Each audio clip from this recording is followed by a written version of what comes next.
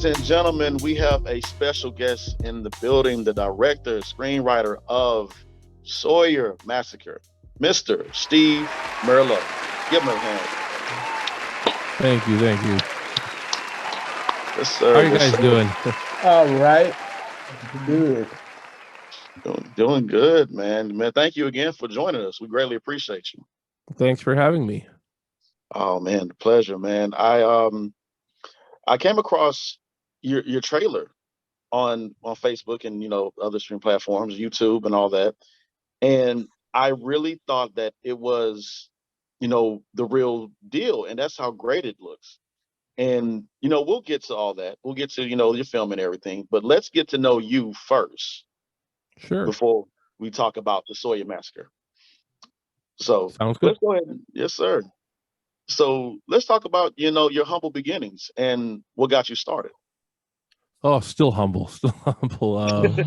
Getting there, getting better. I've always been a professional musician. So I've started out as that when I was, a teenager and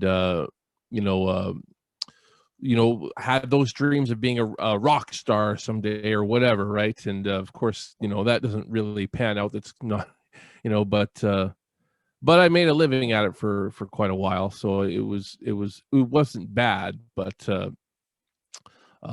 artistically, I was always trying to push myself, to do more, and I always, in my early 20s, I was always kind of thinking, boy, it'd be cool to make films, and I never did.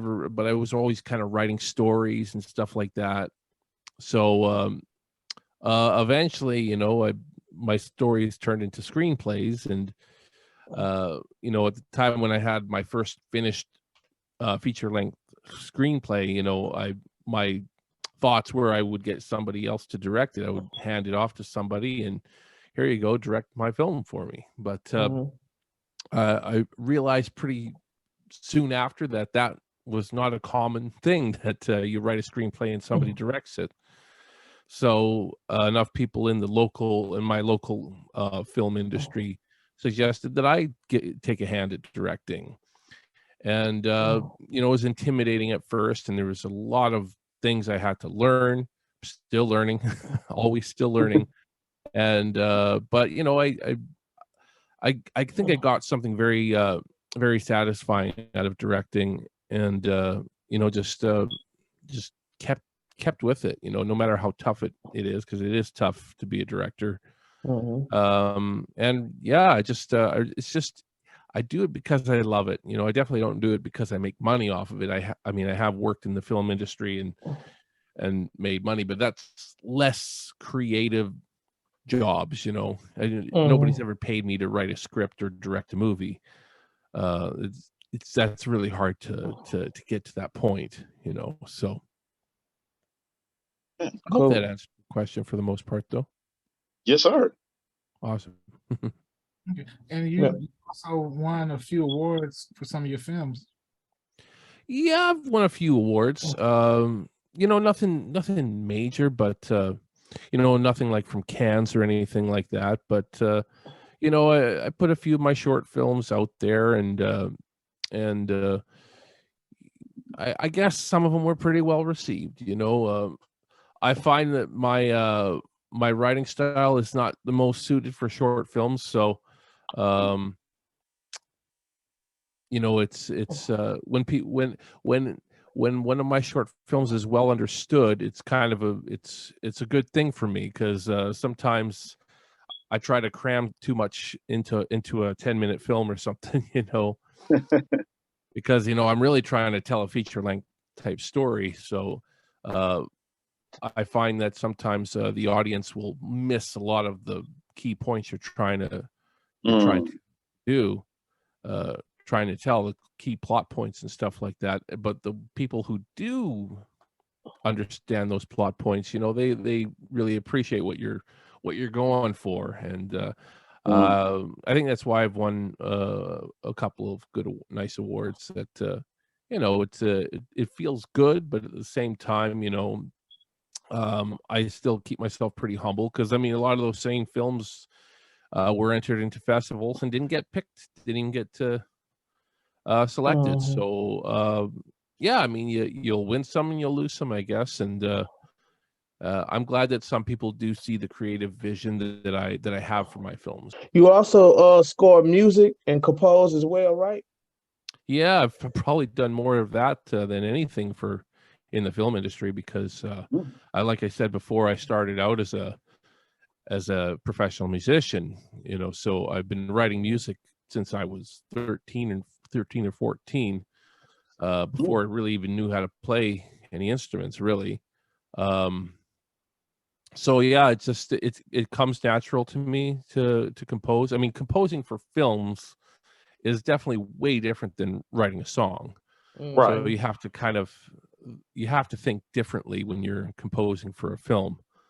But the idea is there. I think I just got a good handle on it, basically. Maybe because I love film so much, and it's just something that's come natural to me. But at the same time, when I first started this, I probably wasn't the best at composing movies. It was something I had to get better at as well. So, like, you listen to some of my early scores, you'll probably think, oh, okay, it's not that it's a bad piece, but it's not the best for this particular movie, sort of thing. Yeah. Right. I think the composing and the scores in movies and in television too is important for the film. It really is important, because it's like you may not watch one episode of Mandalorian, but you do remember the intro song. Exactly. Same thing with Stranger Things. You remember the intro song of that. All the Batmans is like, the music gets you into the movie, so it's very important, because I listen to the scores. Yeah, me too. Me too. What's your give me a list of some of your favorite bands that inspire you. I have one of them up. I have my all-time favorite band up on my wall, Soundgarden. Oh man, that was the band I was following as a teenager. It was the band that really got me into playing guitar and wanting to play music professionally. So R.I.P. to Chris Cornell. R.I.P. to Chris Cornell. Exactly. Yeah. That was tough for me. That was a tough one for me. That's for sure. Yeah, I was listening to Black Hole Sun at work today. Oh yeah. Yeah. Well, there you go. That's your jam right there. What's that? I said that's your jam right there. That's your favorite one right there. I got you. Yeah, Soundgarden. A lot of the music from the 90s, because that's when I grew up. But I also like a lot of older music. A lot of I like all kinds of different music, and it reflects in my songwriting. Because sometimes I mix styles. Because I like everything from like older country and country rock and to like 80s metal and stuff like Soundgarden. So I mean, in some of my original songs, you'll hear a mix of some of those. In fact, one of my most popular songs has got verses that are all like really old school country, and then the chorus kick into like some sort of heavy Judas Priest, Iron Maiden, or Iced Earth sort of type riffs. So it's a massive contrast, but the majority of the audience kind of likes it. So I mean, it's not for everybody, that's for sure, but it's unique, that's for sure. The country metal song, I mean, if you had a chance to do a biopic, would it be Soundgarden, or would it be for is there a particular artist you would love to have the chance to direct or work on their biopic? I mean, probably, yeah, my choice would be Soundgarden if I was to do if I had my choice at any biopic, but I mean, there's lots of great bands that have had lots of story to tell, So I mean, considering the recent news, a Journey biopic sounds like it would be very interesting. It would. I love Journey too, so I mean, it's but there's a lot of drama going on there right now. So it would definitely be an interesting story to tell. That's for sure. There's lots of story to tell there, but I mean, Soundgarden's got a ton of story too. So I mean, yeah, I'm biopic on Journey. The Eagles would be another interesting. Yeah. Pink Floyd is my favorite band. What's I listen to Pink Floyd is my favorite Pink Floyd. band. Yeah. There'd be an interesting biopic too. Yeah. Yeah. So many great ones you can choose from, man. I know it's hard to choose, but yeah, I don't know if I had a choice. If you know, a studio came up to me and said, "You get your choice of any band to do a biopic on," I would probably choose to do Soundgarden simply because they're my favorite band. Nice, yeah. Gotcha. Okay, so when you're not directing or composing music, what does Steve like to do in his downtime? Hang out with my family. That's beautiful. I know it sounds boring, but it's not. I have a very interesting family. I got two wonderful kids, very young. My youngest is 11 months old now, and I don't know. They keep me very entertained. So honestly, I mean, sometimes I wish I was doing more with them and spending more time with my family. We have our Sunday is our family day, and that's always great. I always look forward to that. And but I don't know, my family really keeps me going. I really love them. I mean, I just love them to pieces, and it's I don't know, it's not for everybody, I guess, but I mean, I started late. I started my family late. I mean, I got married at 36 and we had our firstborn when I was nearly 37, and had my son when I was 41. So yeah, so I mean, it's a little late, but better late than never, I guess, if that's what you want. Yeah, no, that's beautiful, man, and that's a great answer to the question too. Like, family ties is very, very important. We get so busy, and the ones that are in our household, we come to them and see them and play and joke with them, and that's very important. So I love that. Love it. Yeah. Cool. This is a two-part question. Who is your Mount Rushmore of horror characters, and who would win in a battle royal, if it was a battle royal?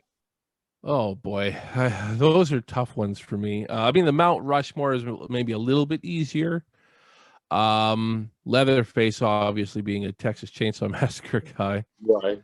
And I'd probably more obscure ones, a little bit more obscure. I would go with Billy from Black Christmas, although you never really see his face. Just get his eye on the Mount Rushmore. Get his eye, the famous eye, you know. So I just think Billy's a very deep character that doesn't get a lot of recognition. He's deep in a subtle way. You have to really listen to the context of his phone calls and stuff like that. So I would definitely put Billy on there. Michael Myers probably, or The Shape, as I prefer to call him. And I'd probably go with Chucky. Oh, probably. I probably saying, "Where's Jason? Where's Jason?" Yeah, where's Jason? Like, where's Jason? I don't know. Jason's never done anything for me. I'm not a big Friday the 13th guy. Really? I like the first couple of films. The first one doesn't have Jason in it except for the very ending. Right. But I don't know. The series kind of became all the same to me. And there's probably even one or two that I haven't seen, to be honest with you. And you know, I've been told that you may as well not even go see some of those movies. Like I never even saw Jason X. I mean, I saw the trailer and I was like, that looks ridiculous. I remember when it came out and I was like, no, this ain't the one. But yeah, hey, kudos to them for going a different direction at least. But right. I don't know, like honestly, I preferred a lot of the Friday the 13th fan films over some of the actual theatrical releases. I hate to say. I mean, recently we just had Vengeance 2 Bloodlines came out. I just got to see that a few days ago. And man, it looks great. You know, I think they had a budget of something like $72,000 to $75,000 or something. That's like way lower than a studio film, and you know, it's got all the elements that a Friday the 13th film typically should have. And so, I mean, it's got the kills. It's got maybe has a little bit too many characters that are trying to develop. If there's one nitpick, like I get a little bit lost in all these characters. Like, who are these people all of a sudden? And now we're introduced to these people. So it gets a little bit crazy in that regards. But I get it because you got to have a high body count in a Friday the 13th film. You just gotta. But I mean, they already had that going for them. They had this whole traffic jam sort of thing going on in that film, and it's like, well, many people are getting killed in that scene. But yeah, the Friday the 13th fan films. I mean, Never Hike Alone. I mean, let's just talk about that one alone. I mean, no, that movie did not have a high body count by any means or anything like that. It actually went a very different direction. Not your typical Friday the 13th film. You had Jason kind of in the shadows and stuff for a lot of that film, which you never really see too much in a Friday the 13th film. And I think I really liked that a lot more than a lot of the sequels I watched, you know. Granted, it's been a while since I've really watched a lot of those sequels. So, but yeah, I just remember, you know, as a younger guy, you know, kind of getting bored of the Friday the 13th series. So, hey man, it's the #1 horror franchise out there, I think, but it's never quite hit it for me. Something was always missing from that franchise that you were like, yeah, because they had them in space and they had them in New York. Then they had them. I get they had them everywhere. After a while, you know? It just got goofy. Like the first one had the mom. Very first one had the mom, didn't have the Jason. And then I can't remember the second one and the third one, but after the second one and third one, it was like, come on now. Yeah, I don't know. I know a lot of people like the fourth one a lot. Yeah. Oh yeah. You know, a lot of people like the sixth one. Yeah. I remember that. I get a lot of people saying they swear that Part 6 is the best one in the franchise. But I don't know, I have to rewatch it. It's I can't even really remember. I remember the fifth one, they went with a copycat killer, which I like the idea of, but I remember it not really being executed very well. But I don't know. Been a while, so I mean, it is something I would probably have to rewatch again to really, you know, make a better assessment, because you know I wasn't even really making films the last time I saw any of those movies. So, so maybe now as a filmmaker, but again, I've seen a lot of fan films lately, though.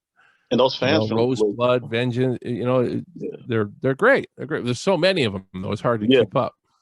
True, very true. And those fan films look really good, which, you know, brings us to our next question. Is like when I mentioned earlier, when I watched your trailer, and I was just so in. I mean, everything looks amazing. Everything looks exactly like it looks like, you know, Texas Chainsaw Massacre. And I know you did, I think, was it called Barbecue, I believe? I'm trying to remember. First annual barbecue. There's first film I ever made. Yeah. And I guess, you know, that inspired you to do this one, the Sawyer Massacre. And I was going to ask you, who does the location scout? Because everything looks perfect. Like, it looks perfect, man. For first annual barbecue, it was me. You know, with the help of the local film commission, because I shot that all here in Western Canada. I didn't have money to go to Texas then. Yeah. But for the Sawyer Massacre, I recruited a bunch of people from Texas, and at the same time, I was on Google Maps scouting the central, you know, the areas around Austin, just trying to find something that fit my vision. I don't know how successful I really was with that. Because I had a specific vision for the main location of this movie, and nothing was quite fitting. You know, it was very tough. But again, I think they still look good, but they don't look like what I was really wanting. And you know, as far as you know, people down there scouting locations for me, I would get pictures sent to me here in Western Canada from these people. And, you know, you look at the pictures and think, okay, that looks not bad. That looks pretty good. And then once I got there in person, it's like, how am I going to shoot this? And we actually had to make a lot of alterations to our script because the locations didn't have certain aspects that we needed. Some interior and exterior. It was a challenge. So, you know, I had to confide in the director of photography many times to say, I think we're going to have to change the story a little bit. You know, it's still the same story, but we had to kind of structure things a little bit different, you know. But it worked. It It wasn't, you know, it definitely wasn't exactly as I saw. And, you know, when people see the film, once people have watched the film, I'll probably, you know, do a live commentary where I talk about what was changed from the original script, you know, because it was just so different. Yeah, it's a challenge to location scout when you're 3,000 miles away from something like that. Anyways, I'm not sure exactly if I'm 3,000, but I'm a far ways away from Texas, that's for sure. So, and Right. you know, unfortunately, logistics, you know, I couldn't go there, and I couldn't fly down to Texas 2 months in advance to go check out the area. Unfortunately, I wish I could have. In hindsight, you know, it might have been that might have been a smart investment. It might have been a smart investment to just fly down there 2 or 3 months in advance, drive around Texas. Yeah, it would have cost a pretty penny, but I think it may have been more worth it. But hey, we made it work. We made it work. Right. Want to come on the show and talk about let's talk about Indiegogo or crowdfunding. Can you touch on that a bit? Sure. I mean, it's a lot of work. We'll start with that. I mean, I learned very early how much work running a crowdfunding campaign is going to be, because we've to date we've raised around $70,000 Canadian on Indiegogo, and which is great. Yeah. But I've basically had to work full time over the last year and a half to raise that money for the movie, and it is a full-time job. And the first campaign we didn't do very well. You know, it raised just over 4,000 Canadian, and that's, you know, we weren't going to shoot in Texas with that kind of money. There was just no way. So I had to prepare for another one, and you know, I did a little bit of research before I did the second one because I didn't want to raise just another 4K and that be that. Right. So the second campaign we did a lot better, but it still didn't quite hit its goal. It raised about around 12. I guess it'd be about 12K US. Gotcha. So better. Still not looking like we're going to Texas at that point. So I did a third campaign. I wasn't ever wanting to do a third campaign. It was starting to really take a toll on me, but it's a lot of work, and I'm away from my family all the time, and all that kind of stuff. But you know, you have to do it. You got to learn how to do it, and you got to network. And third campaign set the goal a little bit lower, and hit it. Just barely hit it, but we hit it. And that's when we knew that we were going to be able to shoot the movie in Texas. And just did a finishing funds campaign, hit that goal too. It's something I had to get a little bit better at every time I did it. And I'm glad that we always went up rather than, you know, have this sort of rocky road, you know, up, down. It's always, each one was a little bit better. And I still don't think I'm like a pro at the crowdfunding thing, but I've definitely learned a lot, and happy I learned it. You know, it's there's a lot of good things that can come out of it. There's a lot of good things that can come out of it. First off, the networking. I've met so many amazing people in the indie film industry because of all the networking I've done. You know, at first I'm like, oh, I don't know if I really want to network. I don't want to have like 5,000 friends on Facebook. You know, I went from having about 1,000 friends on Facebook to 5,000. Yeah. I don't want to meet a bunch of people I don't know, but you meet a lot of these people, and a lot of great people, and it's that I'm glad I did it, because some of the people I've met have been a huge impact on the film. So yeah, it's definitely something I suggest anybody to learn, suggest anybody to put the effort in. If you are an indie filmmaker and you want to try crowdfunding, just be ready for the work that you got to put in. Some people have this attitude that, you know, you put the work in to make the crowdfunding campaign. You know, you make a really awesome pitch trailer, you make the campaign look really, really good, and then you set it and forget it. Well, it does not work that way. Anybody that does that, you know, is not going to be successful with their crowdfunding campaign. You got to campaign the whole time it's running, and even after it's ended. You know, you got to still, you know, lay some seeds for your next campaign or whatever, right? So it's definitely tough, but glad I did it. Learned a lot. Yeah, man. And you know, thank you for sharing that too, by the way, because like you said, it's important to know these things. Very important. Definitely. I get people asking me for advice on it a lot. And don't get me wrong, you have to have a really great looking campaign. I think you should. And I mean, believe it or not, though, I've seen some not very good looking Indiegogo pages that still raise a lot of money. But they have a great team behind them or something like that, you know, but sometimes just having the right people on board, promoting it and stuff like that, can still propel your campaign to go forward. So I mean, I think that's probably, in my opinion, it's more important than having the coolest looking campaign. I think you should have a good looking campaign, but at the same time, I think that work you put into the campaign while it's running is going to have a bigger impact than the actual campaign itself. Gotcha. Well, a couple of last questions, and we'll get you out of here. So, Sawyer Massacre.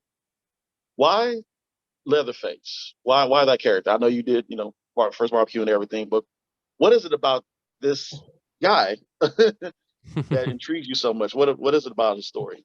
Mr. Hewitt, that's his last name. This is Hewitt. There you go. Thank you. I forgot his last name. Thank you. All good. Leatherface to me is the scariest horror villain, in my opinion. I mean, it's one of those things I always remember the first time I saw like an image of Leatherface, and I thought, boy, this guy's scary looking. What the hell's the deal with his face, you know? And you'll learn what their actual deal is with his face, and it just becomes that much more terrifying. And he's the original version of the character anyways. I mean, there's been so many interpretations of Leatherface. I personally don't feel like a lot of those really get it right, at least not to me. You know, you have Texas Chainsaw Massacre 2, where he's very cartoony and over the top, and you know, and Texas Chainsaw 3 was a little bit better, but at the same time, he still had a lot of that kind of goofy aspects in the character as well. I feel like the original version is very grounded in reality. As soon as he comes on screen, you believe 100% that this guy exists somewhere in Texas. Yes. You know? I used to think that was real. And I hated going to the country. I hated going near the country because there's something. There's so many reasons why I think. First, I mean, the clothes he's wearing, that looks like what a crazy guy in Texas would probably wear, the butcher's apron and I don't know. It was a very realistic costume. And I think it was simple costume, but very realistic. And the movements of Gunnar Hansen, who played him, I don't know. There is something extremely terrifying about that original version of Leatherface. So, I mean, I personally wanted to try to capture a lot of that original version in our film, but still be a little bit, keep it a little bit nuanced in our own vision. Our movie is set 8 years before the original, so he is younger. He's still kind of in a learning stage, but he's come into his own. It's kind of like that. He's come into his own. And but I just wanted to get that realistic, gritty version of the character. And I wanted to get the actual reasons why he wears the masks that he wears, because I think that's something that's kind of always glossed over in all of the sequels and remakes and whatnot, is the masks, why he wears them. In the remake, he was wearing a mask because he had a skin deformity. But, the original idea was that he's wearing masks because he's trying to gain a personality. Because he himself doesn't have a personality. He's void of personality. So every time he puts on a different mask, he's taking on the personality of that face that he's wearing. Right. So I wanted to do that in my film. I felt like that was something that's been glossed over a lot. I mean, I guess Next Generation did it, but it was not very well done. I mean, that was a bad movie. That was a bad movie. But other than that, it's the only other movie that's really kind of done that, and they really took it to far extremes in that film, whereas I think it needs to be a little bit more subtle. I think one mistake maybe I made was maybe it's a little too subtle in our film. Hopefully not, but I think it is. And there's a couple reasons for that I won't get into now until you guys have seen the movie. Right. But every face he wears in our film, and there's 4 of them he wears in our film, is meant to take on a certain personality. So whether you see those personalities or not, again, I was trying to be kind of subtle, but if you do see them, you'll appreciate it probably a lot more. I have a theory about certain horror films. If you film in the countryside of Texas, it's automatically gonna be scary because it's out there and you don't know what's out there. And then anything in Louisiana, I believe Skeleton Key scared the crap out of me. Because it's the history of Louisiana itself with the voodoo. Hoodoo and voodoo that came from what's that country? But you get what I'm saying. Haiti. Yeah. So it's a lot of evil history in that state, and it's like it's creepy. Because Texas Chainsaw Massacre, I think, set the tone for like, you go out in the woods, you might not come back. Yeah, no kidding. Yeah, it's so it goes back to the it was definitely a dream come true to shoot there. I'll say that much. It was right. Just the landscape that is something we captured pretty well, I think, in our film, was the landscape. The rugged the trees are very, there's something about those trees in Texas. Very, very eerie. So I'm glad we captured that. I think some of the locations could have been better, but again, you guys won't know seeing it because I just had a specific vision. But yeah, man, there's something about there. I had to shoot this movie in Texas. There was just no. It wouldn't have looked this good shooting it where I'm from in Western Canada. It just wouldn't have. Gotcha. Well, we greatly appreciate it, man. Thank you so much. The film comes out next week. Well, it comes out on the 21st? Yeah, the 21st. 21st. We'll be looking forward to it, brother. Once again, thank you again for your time. Nothing but blessed to see you. enjoy your family when you get a chance. I know you got still a lot you got to do after this. But, oh yeah. Thank you guys so much for having me. No problem.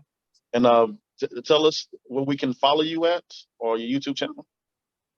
Sure. Yes. My YouTube channel is Sequanda Films. I actually just recently rebranded it to my production company name. It was under Meet Mungus Merlo, and now we've rebranded to Sequanda Films. Find us on Facebook. We've got a Facebook page for the Sawyer Massacre, as well as a group.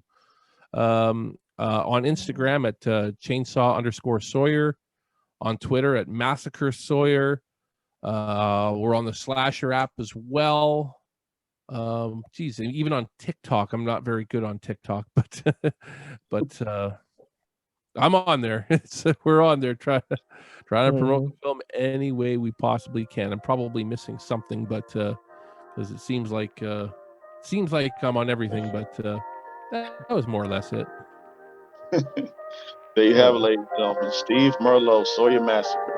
Well, thanks, guys. Thank you guys so much for having me.